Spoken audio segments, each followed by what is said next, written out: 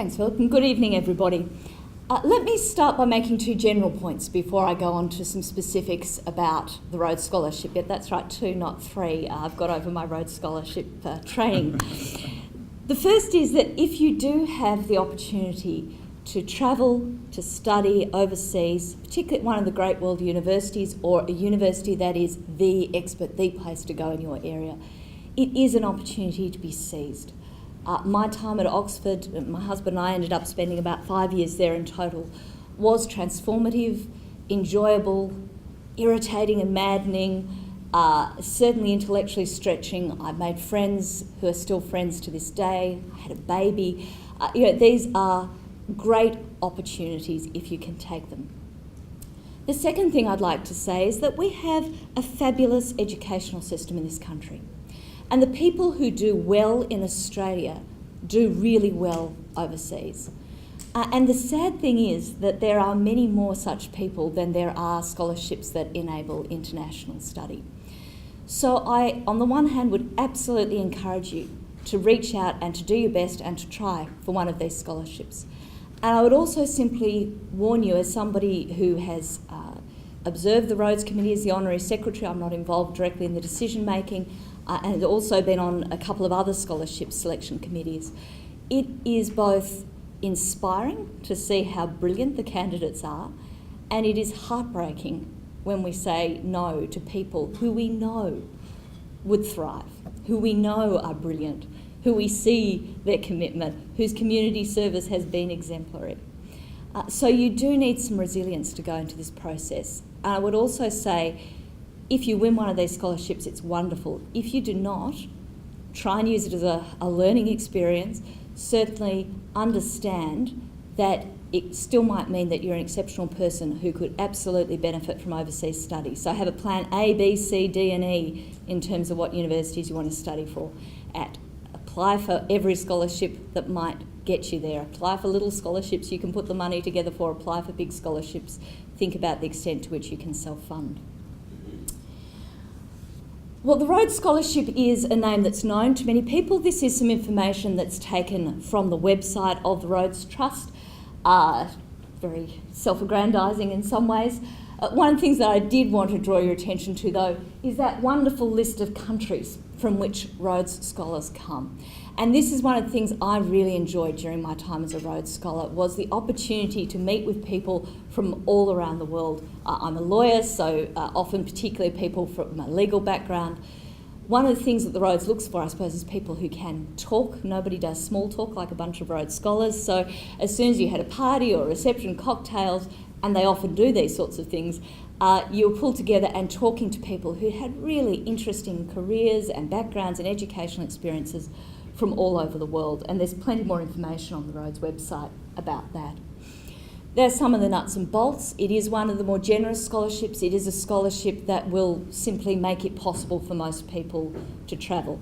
Certainly I came from the sort of background where I wouldn't have been able to self-fund in many ways, and that allowed me to go to Oxford. It is in pounds.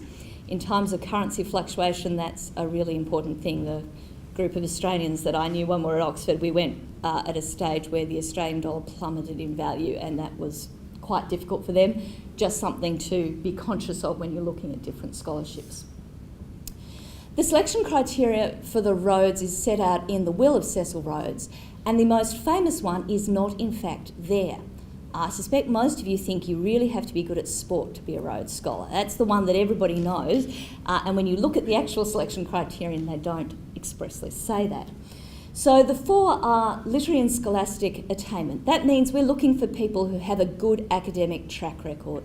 You absolutely need to be able to get into your course at Oxford. And these days that normally means a first-class honours degree. In some exceptional circumstances it might mean a 2A. But will normally mean a first-class honours degree, or for those degrees that are not based around honours in that regard, perhaps being in the top 10%, 5% of your year level. It will depend a lot on precisely what course you're doing, how competitive it is to get in and so forth. But we are looking for people with that scholarly achievement. The energy to use one's talents to the full, and Rhodes thought that this could be exhibited by sport and achievement in sport, and certainly there have been some Rhodes Scholars who are outstanding sports people. I was not one of them. But I'd been involved. I played a lot of netball. I coached junior netball for many years. I'd organised a netball competition for disadvantaged youth in my neighbourhood and did various things like that. But they're also looking at things like debating. For some of you will maybe involved in the Students for Free Enterprise, some of the medical things that Jenny was talking about. So there are all sorts of ways of showing that you had that energetic, enthusiastic approach to life. The next one is written in the language of the time: truth, courage, devotion to duty, and so forth. There we're looking for people of good character, people who have community service, people who are not just about the roads for themselves, for their own benefit, to make a lot of money in the future. Perfectly fine ambition, but that's not what the Rhodes Scholarship is looking for. And again, community service covers a really wide variety of different activities, but you'll want to be able to explain that in your application. And then the moral force of character and instincts to lead. We certainly are looking for leaders, for people who are exhibiting leadership qualities. And again, that might be in student organisations, it might be in your workplace, it might be in your sporting club, it might be by directing the play. There are all sorts of ways that you can exhibit leadership. And it's one of the things that I think is good about the Rhodes. It is looking for all-rounders, and it does open up opportunities to a variety of people with a variety of different approaches. The eligibility criteria for the Rhodes are narrower than they are for many of the other scholarships. So perhaps it's a little bit broader sometimes in what it's looking for. It's a little bit narrower in who can apply. I think that's all relatively self-evident. I will say these are pretty strict applications. So if you're 26 or 7, however good your case may be, it's simply a cut-off. If you've got any questions, happy to answer them later. The process is there. The website will open in early June with applications in by the 1st of September, and of course I'd advise you to go and look in some detail at exactly what is required. You will of course be required to have a CV. Details for 6 referees, and this probably goes for a number of the scholarships. You don't give a reference, you give us contact details and we contact the referee so they can speak quite honestly and openly. If you've got a brilliant referee who is going to be trekking in sub-Saharan Africa for the time in which we will want to contact them for a reference and they are completely out of contact, they are not a brilliant referee in those circumstances. Please make sure that they're people who we can contact and also people who'll be responsible about it, because it's very, we work quite hard to get the references, but in the end, if the referees don't respond, then we simply don't have that insight into you.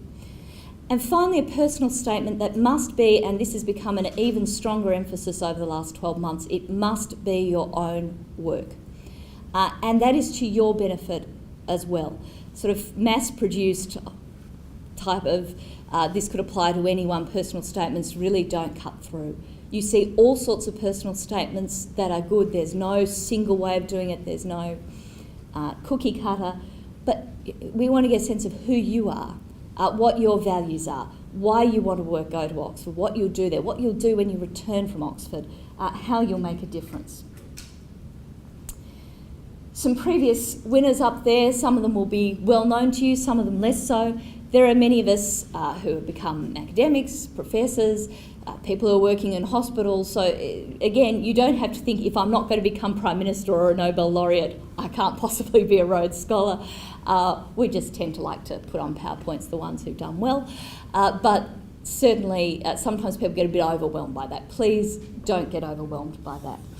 And I would say, just in conclusion, when you put your application in, there are a couple of things that could happen. The first that will happen to most people is that you'll get a "I'm terribly sorry" letter and apply for another scholarship. If you're only 23, apply again for the Rhodes.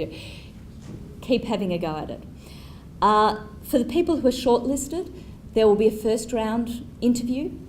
How might you prepare for that? Think hard about what you're doing and why. You should have done that in your personal statement. Why Oxford? Why this course? Why now? Why you? Think about how you can speak compellingly about your vision, your values, what you've done. Read the newspapers. Keep up to date with current affairs. Talk about it. Have opinions about things that happen. We don't particularly care if your opinion is A or B, but we are looking for people who have something intelligent, rational, interesting, sometimes even a little bit different to say. So those interviews are held, and then a further shortlist is developed, normally of around 4 people. That interview is held at Government House, and there is normally also a breakfast or a lunch that's changed a little bit over the years. Can I say it doesn't matter at all what you do with your napkin? I don't want to get the theme here. During my lunch at Government House when I was applying, the butler brought the food around. I don't know about your house, but at my house this was not a common occurrence. And it was boiled potatoes in butter. And so I had no idea how to get the boiled potatoes in butter there. And in the process, I managed to flick the governor's wife with a boiled potato and watch it run down her lovely silk dress, creating... And I thought at that point, well... That's it, we're done. Putting your napkin on your chair ain't nothing compared to that.